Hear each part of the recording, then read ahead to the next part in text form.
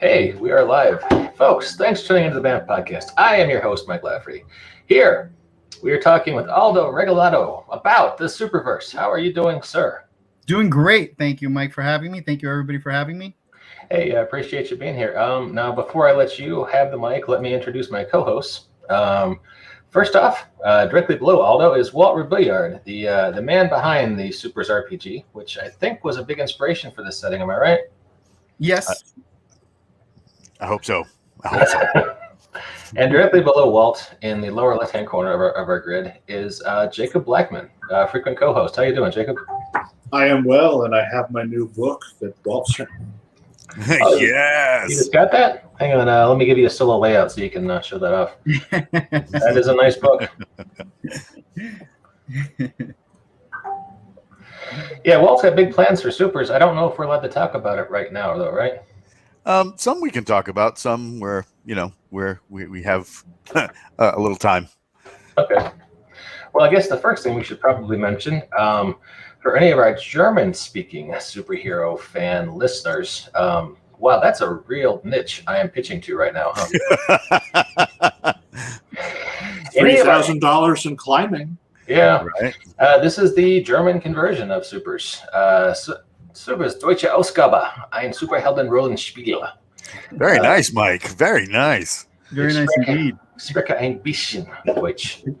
I'm just glad I have my headset on so that my dog can't get all excited at hearing all this German. It pisses off the Belgians, it really does. And there's good historical reasons for that. But yeah, Supers for German language speakers is doing really, really well. First day, and they're almost $3,500 out of a target of 7.1. So yeah, congrats, German people. You guys are doing fantastic. That's Karsten Damm over in Köln. So nice. Way to go. And looks like, I'm guessing this cover and most of the artwork is by J.E. Shields, just looking at the edit. So awesome. And if you go onto the Kickstarter, they have a if you are so German inclined, they have a quick start that you can download. Oh, sweet. Let's see. Oh yeah, right here, the Schnellstarter. It's funny to hear that out loud. Yeah. So all right, cool. Anyway, we invited Aldo on to talk about his cool little setting, and I don't want to. Oh wow, I didn't mean to download that. That was very presumptive of the German quick starter. It's on my machine right now. So all right, cool. This Germans, they go. Don't mess around. They don't. All right, cool. They don't ask for you to approve or accept or anything. Just download. It's on. Just straight through that Maginot line, and boom, we are there. All right. Yeah, I really like the cover of the Schnellstarter. Yeah, if you look at the bottom of the screen, Mike, you can jump me into the middle. All right, boom. That looks good. That is neat. Yeah, when they sent it to me, I spent like half a day between this document and Google Translate. Like, what am I looking at? They did a really fun job. Absolutely. Look at that. Lots of good layout here. Lots of good options. I can't understand any of it without the help of my dog. But yeah, a lot of fun. Very neat. So speaking of a lot of fun, let's talk about Sean's point, and let's talk about Superverse. Let's talk about Superverse. Hey, Abe Smith. Hey. We invited you to this podcast, sir. You should have a link in your email if you'd like to join. We'd love to have you on. So hope you respond. Superverse is a cool book, and it is. You know what, Aldo? I'm going to let you talk about it because I could say lots and lots of things, but it's your book, and yeah. So how would you describe it to the uninitiated? Let's say I'm just rolling up for the first time, never heard of Superverse before. How do you pitch it to people? So basically, it's a campaign source book, right, for 5 games. It started off as a campaign source book for Supers specifically. But I moved on to support Icons and Bash and Super Game 3rd Edition, and Champions, the 6th edition version of Champions as well. And the short pitch, I guess, is that it's a sort of a Bronze Age inspired, kind of a Neo Bronze Age sensibility, but in a contemporary setting, right? And I didn't necessarily set out to create that particular blend. But that's just kind of what happens when I put my mind and my pen to superhero stuff, because that's the stuff I was raised on. And so I think my Bronze Age sensibilities, kind of come through anything I do. And then it's kind of weird because the project itself sort of evolved as I was working on it. I was going through some changes in the way that I approach gaming, and so it started off, I think, with the intent of being kind of something like the original Champions Universe book, or something like the Freedom Cities books, which I really love. I really enjoy those. But the more I started to work on it, the more I realized that when I open up a pre-developed universe like that, that's so fully fleshed out, I personally get overwhelmed. And I feel like a lot of the NPCs are breathing all the air that player characters should be breathing. And I kind of get paralyzed in terms of using that stuff in my own games. So I said, I shifted gears in the middle of that and said, let me create a campaign source book that would assist GMs in kind of creating their own campaigns, but everything that I put in here is going to be in play in the pre-written adventures in a game, right? So there's very little in here that won't actually play out in the published adventures that are in this book. And all of the NPCs, even the superheroes, are written as adversaries or challenges or foils for, or people in trouble for the player characters to kind of engage with. So they're meant to flesh out a universe, but they're not meant to be the center of a universe, right? And I have a campaign section at the end that that gives not the advice, but my advice for myself for how to start a group of player characters, center them in the campaign, and then wrap the universe around them, rather than say, here's the universe, try to fit yourself in, right? And I guess that's the short pitch. So specifically here, you have a timeline of events. The timeline is completely constructed from all the background that the characters and the adventures sort of need. You've got a city that all the adventures unfold in, which is the city of Del Rey, which is a fictionalized version of San Francisco. That was a lot of fun to write. And then you've got all of the characters that are important for the setting that are in Del Rey, again, that appear in the adventures. So the important police officers, the important NPCs connected to certain plot points, the important institutions that make appearances in those modules, some organizations that could or could not appear but are there available for player characters to interact with. And then you've got the core group of NPC heroes, the Freedom Ring, which are they actually are what started off this whole setting. The specific way in which Supers inspired this game is that whenever I pick up a new superhero game, I try to test the system by creating sort of familiar characters in them. In this case, I created the Avengers. And then the Avengers were, I try to make them, so I created my own version of the Avengers. And then I created knockoffs of the Avengers for this, and that became the first 5 characters of the Freedom Ring, were like alternate reality kind of homages to the Avengers, and those were the core characters in the campaign. Again, they're all written to be supporting characters. Then that's the Freedom Ring. Then the Iron Gauntlet, that's a super villain team, and then the 4 adventures, and then the campaigning section. And then some pre-gens if you are so inclined, right? And the pre-gens are also written so they can be used as more supporting cast, right? So that's it. Beautiful maps by Aid Smith, beautiful art by Joe Singleton, who was the original artist for the project.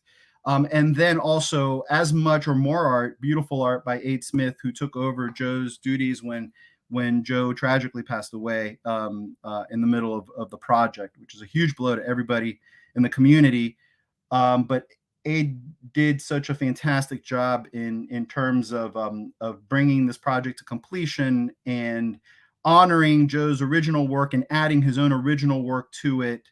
And then several other artists along the way. Dan Hauser did some art for us. An artist that I only know by the name The Timmy. He's his Fiverr handle, but Dominique Sumner connected me with him, and he did some beautiful pieces for this. My daughter did a piece for it, which is so much fun to see in the book. But, you know, and the last thing is that I was trying to do something, you know, I was inspired by the production qualities of something like Mutants and Masterminds, right? I wanted to see if I could, you know, my sort of one-man plus hired artist studio kind of create something that would kind of like stand on a shelf, like with those kinds of production values, right? I think if it's a superhero product, it should be colorful and it should be vibrant, and you know, and I was looking for that when I made this. So anyway, that's enough of me blabbing. I will let folks ask any questions if they have them. Yeah, what in the big adventure in the book, you reached out after a little while and you're like, hey, how does the army do this? Can you can you talk about some of the new rules that came about as a or not necessarily new rules, but the adaptations of the rules that came about in regard to working with such a big set piece at the end? Right. And I wanted to leverage the Mook rules and supers, which I think are amongst the best Mook rules out there. And I wanted to use those rules to be able to play something that's like on the scale of like, you know, Endgame or something like that, right? You know, just this vast battle where the stakes were there. And I got to say, I designed alternate skirmish rules for the game, and I was pretty committed to them almost to the very end. And I was doing playtest after playtest with them. And there were some obvious problems that I was wanting to ignore whenever I do the playtest for them. And the last time I ran it for my wife, I was like, you know what? I can kind of run this because I made it, but it doesn't work. And so I had like a 2-week crisis where I was like, what am I going to do with this? And I said, let me go back to the original Mook rules. That's what inspired this to begin with. And I just thought of different ways of packaging those units, right? So building a platoon and parsing them into, into the appropriate units and everything. And then also just creating kind of record sheets for the first like 5 rounds of combat, where it kind of staggers all the action in a very easy to follow flow. And it worked really, really, really well.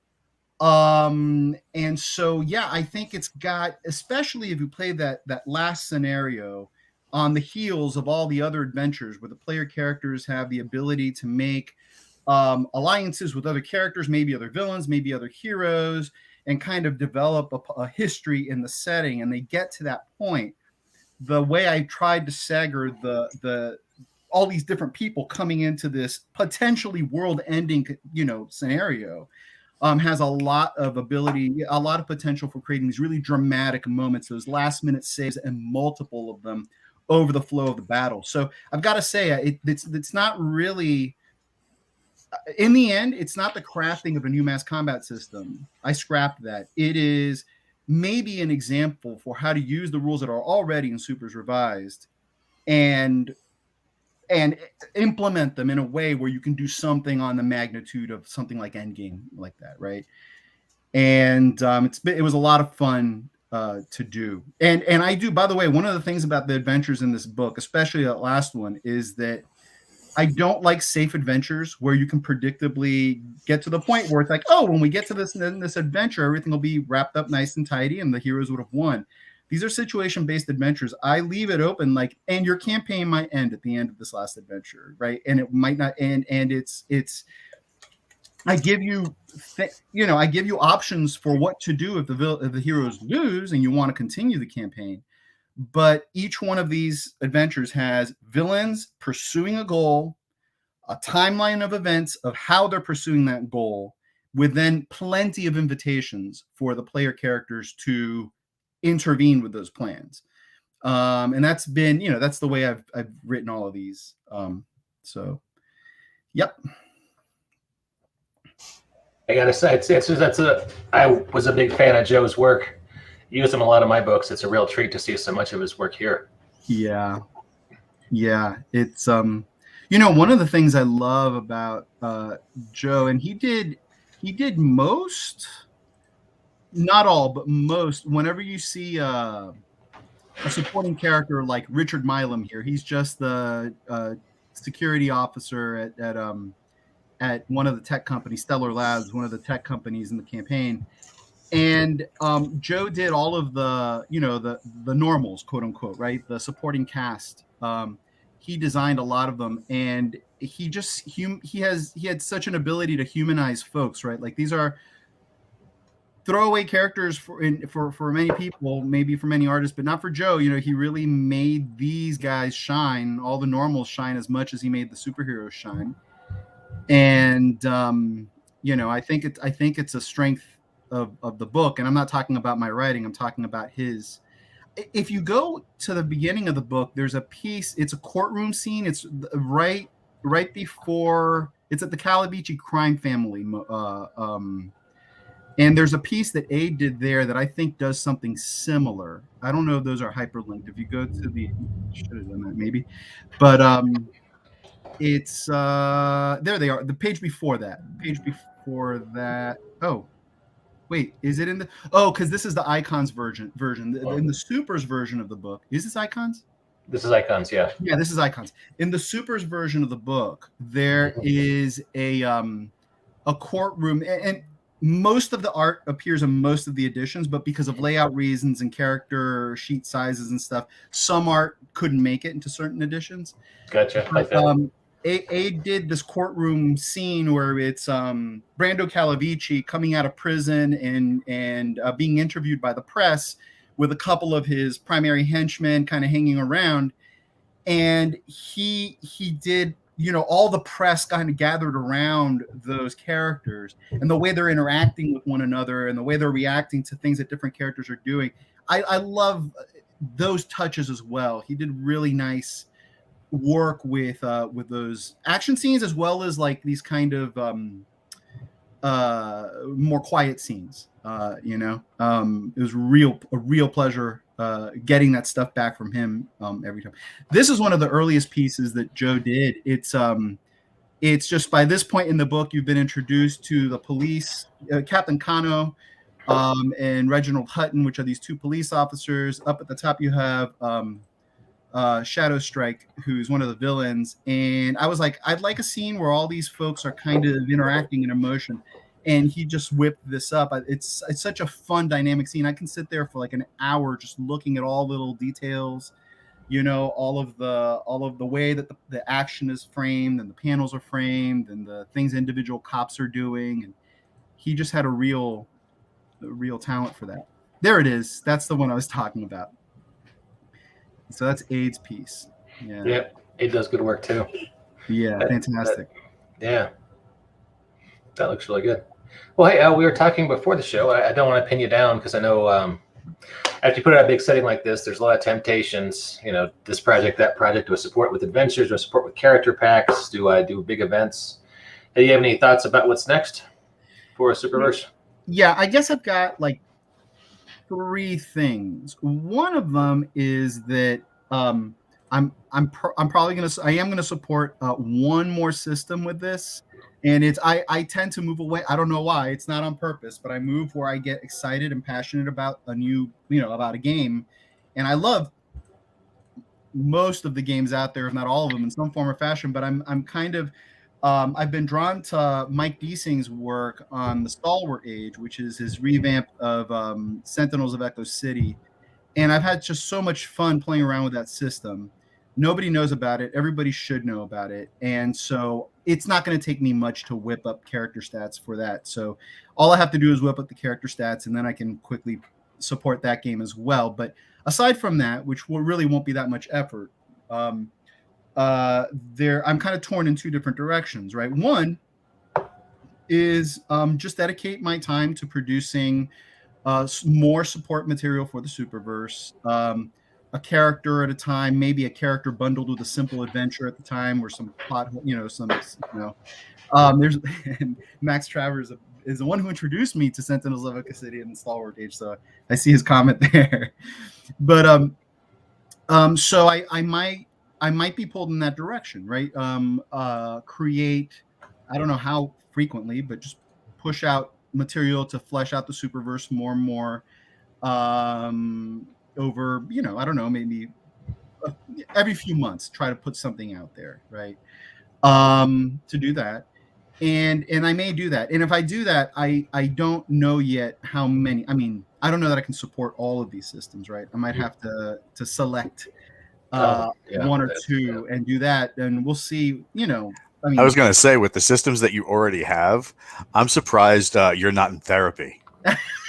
Who says I'm not? Yeah, right. Yeah, I can testify as a publisher who's also published books for more than 4 systems. It's a lot. Yeah. I want to give a special shout out to Brandon Powers, because he did. I grew up playing Champions. I played 20 years worth of Champions, but I've been away from the system as a player for a long time and as a GM for a long time. And I'm not that well versed in 6th edition yet. And enough, it's pretty much the same game, but enough has changed that I don't know. I was really rusty. And so I hired Brandon to do the stats for the Champion 6th edition. And without him, I could not have cranked out that version. And I think he did a fantastic job. I see the Champion 6th edition version of this book as the MCU version of the Superverse, where everything is just a little bit more, gritty and grounded in the real world. And the stat blocks do that. I mean, Brandon is so meticulous about, and they need a hobby, and they need all these little details so they feel like more like less iconic, more fully realized kind of people. But yeah, so anyway, back to your original question. Yeah, I'll have to see how sales look and what makes sense. But I'd have a hard time imagining supporting all of these systems. I mean, maybe I can do conversion notes or something in the back of whatever I'm doing. The other thing is that I have another concept for a new campaign set in another universe that I might just shift my attention to that for a little while until I can kind of clean my palette from the Superverse a little bit. And that that is kind of inspired by the Stalwart Age. And Mike Deasing's design philosophy behind that game. Although if I did it, I'd probably be supporting Supers Revised and the Stalwart Age. But the concept is kind of like Supers with bikes, right? It's the premise is you make a group of and I'm testing this out with my players. You make a group of characters who are kids circa 1981. They go out into the woods to play their favorite superhero game. And somehow there's something out there that alters reality and creates, they basically become their characters. And I'm still working out the details on that, but there's basically by the act of playing the game, they alter reality and they transform themselves, but they also transform discrete portions of the world that they're in. So if some kid was making the equivalent of Tony Stark as his character in the game, now suddenly there's kind of a Stark industry that exists in the universe. It didn't exist there before, but now it does, right? And so it's kind of my answer to how do you create a world that has a reason for being as unbelievable as superhero universes tend to be, right? Kind of have an in-fiction reason for that. And 2, for all the inconsistencies that come with that, right? Like why would this research lab be in the middle of this city? Well, because a kid put it there, right? Even though they didn't mean to, right? And then it affects all sorts of, there are adults in the universe that suddenly they have these, flare-ups of superhumanity, and suddenly they have powers, and like, what the heck? What's going on here?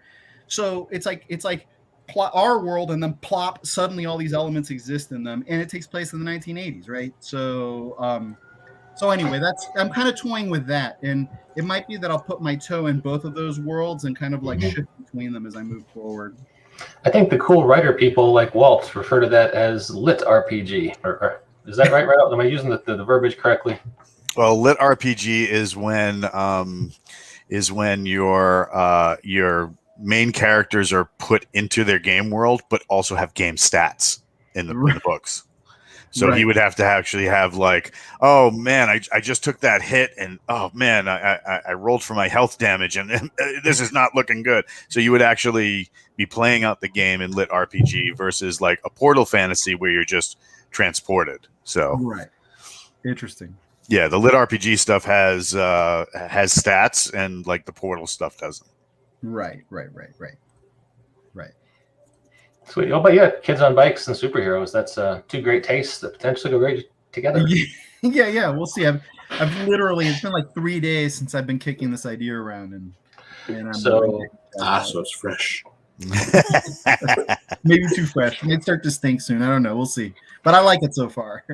So the Kickstarter is launching next week. Is that what I'm hearing? I think we have to finish the first one before you're allowed to start. Yeah. Well, that is basically finished. I have all the versions of the book are shipping to me right now for the POD. So once that box of books appears on my desk and I can flip through them, I should just be able to hit the button and the POD will go live, and then I am officially free. But really at this point I'm free already. I received this copy, which I just did a test one, and it was such a thrill to hold it in my hand. It looks even better than I thought it would. So this was the test, and now that I did find some typos in there, I fixed those, and now the real final versions are coming to my desk soon. Wait, are you getting? Did I hear you right? Are you getting all the POD copies shipped to your home, and then you're going to ship them out to your customers? No, these are just the POD, right? Okay. So I had to order proofs. I had to order proofs for them to. They won't let me sell them unless I actually look at a copy. Yeah, I've been there. I understand. I for a second I thought I misheard you, and you were getting all your POD books shipped to your house, and you were going to sign them with the Sharpie and then go down to the post office. Oh, no. You think he needs a therapist now? Yes. By that last book, your hand's so sore you can't sign. You're just holding the Sharpie in your mouth and just kind of. So, all right, cool. Aldo, this is really exciting stuff. I look forward to getting my copy of the book, and I suspect you're a very busy man between all these RPG projects and also being a college professor. But we do a little Monday game, lunchtime, and it might be moving to evenings depending on Walt's schedule, where we do like a demo session, like an hour, where we just kind of bash around a system. If you'd like to do some sessions in Del Rey on that show, we could make it work. It could be a lot of fun. All right, let's aim at that. I'll have to look at. I'm actually primarily a high school teacher by day. I'm a college professor by night. So it depends on when my college gigs are always Monday, Wednesday, or Tuesday, Thursday, depending on the semester. I don't remember what I'm teaching this time around. But I would love to be more of a regular. Right? Do you have like different masks that you wear and capes that go along with one gig and another? Like if college professor by night, it sounds like, Yeah, no, it's the same old mask and same old cape. I was good question. I was trying to zhuzh it up there, man. I'm working for you. You're killing me. Walt is the best hype man in the industry. Hell yeah. And is that a friend of yours, Aldo? I cannot pronounce that name. Or I could try. Quinn? It's Quinn, but yeah, Kayusa Quinn. I don't know if that's how he pronounces the handle, but yes, I know he's one of my backers, and thank you, Quinn. I know I owe him for some reason he got left off of the subscription list, and I had to send him his stuff personally. So your POD will be coming soon, my friend. All right, cool. Jacob, I feel like we have kind of not let you talk at all this show. Do you have any thoughts, jokes, questions, etc.? Well, a lot of these you've pretty much covered. As going to be asking about the future of the Superverse, and we've discussed that. And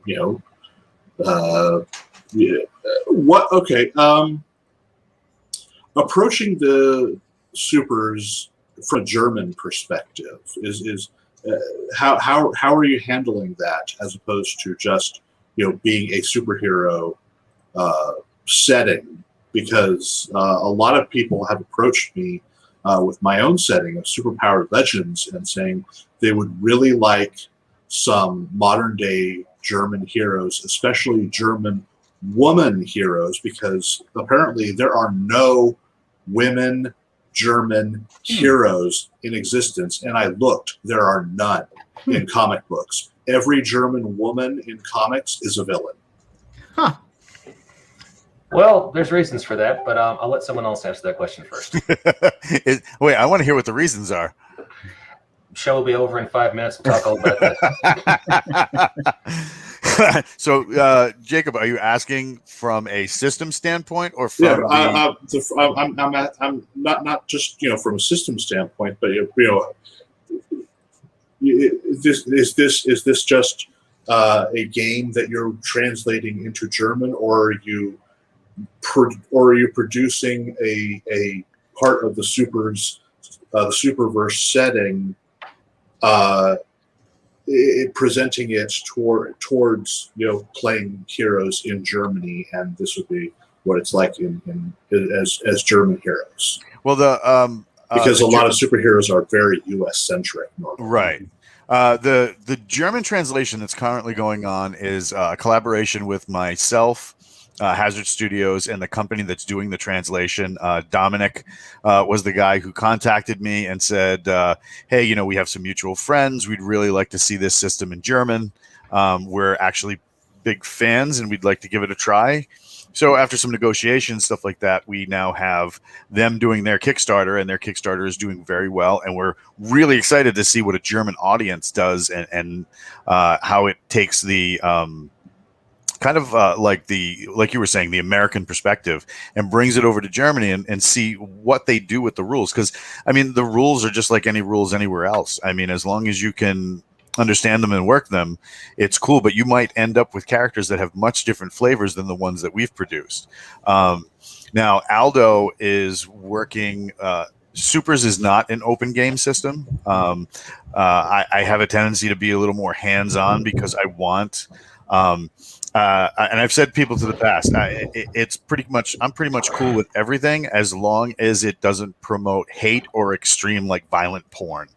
I'm not going to harsh on on what somebody likes, but at the same time, I really would not like any type of, there's some violence in any role-playing game because, I'm going to punch the bad guy, kind of deal. But, I was really excited when they reached out and said, hey, we're going to produce this. So we licensed the system to them in the same way that Aldo, even though he is the writer, and I have told him many times, hey, man, if you because of your work on Supers, if you want to produce something, produce it. We'll look it over and let's rock and roll. It's done much the same way as anybody else. So if later on they wanted to, the Superverse is actually Aldo's book. I had very little to do with it other than going, dude, that's dope. And, looking over some army rules and stuff like that, that were in the beginning. But if they wanted to do a translation of the Superverse, they would actually have to talk to Aldo. That would be his thing. So, and I would be totally on board if they wanted to do a German translation of the Supers rules, version of Superverse. I'd be totally into that. That would be great. Yeah. Does that answer the question, or? Kind of. I was looking for more of presenting superheroes in the German perspective as opposed to the U.S. perspective, which is most superhero games and comics. Right. I've only looked through the quick start, and it took me a really long time to do that because the only German I know is the commands to give my dog. Well, Walt, if you ever need help with German, you can just call me, and I'll kind of struggle with it feebly for a few minutes or so, saying I tried. Yeah. I can send you the quick start. It's actually really pretty. Oh, I downloaded it. Oh, that's right. Yeah, you were earlier. Yeah. You were forced to download it because you probably accepted the same cookies I did. But like, so the German rules that they have looks like you could do pretty much just like what we've done if they wanted to create their own superhero version of like a setting or something like that. You could do it very easily with these rules. I mean, these rules are hyper adaptive. They're really, really easy and fun to use. So, I mean, what kind of superheroes, like from a German perspective, would you think would work? Because like, I'm only seeing the characters they're putting in there, so I don't know if they have like a female David Hasselhoff. Well, it's just off the top of my head, considering Germany is like one of the heads of the European Union, not only how they interact in their own nation, but because of the agreements with the European Union, are they allowed to go to, if you have like an officially licensed government superhero response team, are they allowed to go to other countries in the European Union because of the agreements of those countries, that sort of thing. Yeah. That would be cool to see. I should probably get Dominic on here, although there would be. I would like to probably get Dominic on here and talk a little bit about it. I know there would be a little bit of a language barrier, so maybe we can get Norbert on to give us a hand.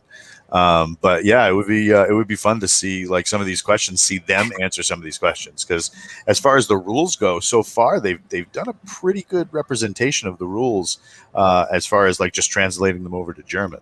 The thing that weirded me out a little bit in the beginning, before I went through and read like a translated copy, the thing that weirded me out in the beginning was seeing everything as like, because normally we see like the number and then the letter D, representing the number of dice you use for whatever part of the character you're using. But to see like the number and then the letter W, it was freaking me out for like a good portion of the morning when I was looking it over. I'm like, why is there W everywhere? I don't understand this. Come here, dog. Translate this for me. That's okay. Well, it sounds like maybe that's a subject for a whole other podcast. Yeah, it would be fun. It would be fun to get them on here. Like I said, so I know some of them when we've interacted has been using Google Translate. I know I am, and having that was just like a godsend, so that we could get kind of things out of the way, and then having a couple of guys that spoke enough English to where they could talk to me was also just absolutely brilliant. So we could always try and get those guys on here and bribe them with like, coffee or snacks and see if we can. I keep being promised donuts when coming onto the BAMF, but I never get donuts. I must have the wrong address for you in Oklahoma, because I've been sending them, Jacob. There's got to be one of your neighbors somewhere who's just like living, high on the hog. That's awesome. We will definitely have to feed that addiction. So, Jacob, I don't know if you remember this tiny, tiny book we did back 15 years ago. The first art I ever did for you. Yeah, for Mutants and Masterminds. This was two competing super teams in the divided city of Berlin in during the Cold War. World War II on the brain. And that guy in the upper left-hand corner, that is some nice art you drew of an Eastern German superhero. Yeah, I really liked that costume. The gold, black, and red just really popped with him. Yeah, a long time ago, back in the day. But anyway, we meant to end the show about 15 minutes ago, and here we are. So please go direct to RPG. Check out the Superverse. It's available for your purchase now and soon available in print. Aldo, thank you very much for coming on, sir. Thank you all. Big pleasure to have you guys. And we forgot to play the intro music, so we'll play the outro music. And we will catch you next time on the BAMF podcast.